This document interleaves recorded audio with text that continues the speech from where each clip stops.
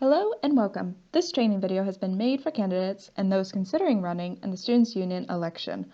I will be providing a brief explanation to manifestos, some tips on how to make one for your election campaign, and how you can share your vision with students. To quickly explain, a manifesto is a public declaration to voters, so other students, of what you hope to achieve if elected for the position you choose to stand for. Think why you would make a good elected representative and what you would do.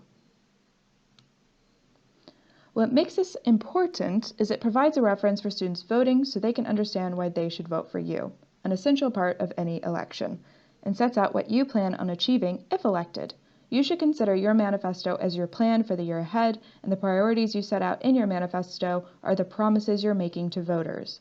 Priorities are the things you will work on if elected, the issues you think are most important to students. When you begin writing your manifesto, there are some key elements to remember including. 1. You want to introduce yourself and show why you would be good for the position. What sets you apart from other candidates and makes you the best candidate?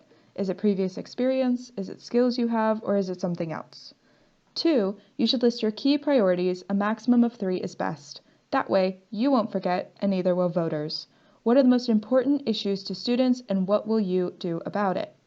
3. You should link your priorities to feedback from students and evidence. This can strengthen your case and demonstrate you actively listen to students who you are trying to convince to let you represent. Evidence for your manifesto can be gathered from a variety of sources. One way is to just go out and talk to other students, find out what they care about. This does not mean talk to your friends or the people you already know well. This means talk to students you don't know who can vote for you, because that way you will hear from a variety of different perspectives. You can also use reports and data the SU has gathered and published on the SU's website. Here are some excellent resources the SU has recently published under the Candidates Hub to help you. Campaigning Tips has links to resources where you can create well-designed posters to upload as your manifesto. Campaign and Theme Ideas has summarized feedback from course reps across faculties and themes from your Speak Week data collected.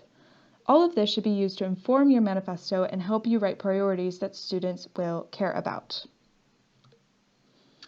Is a manifesto mandatory for you to be considered a candidate for an officer, campaign, or faculty rep role? Yes, definitely. This is in our bylaws, so it is non-negotiable. Your manifesto must be at least 10 words to be approved as a candidate, and you also must include a recent photograph of yourself.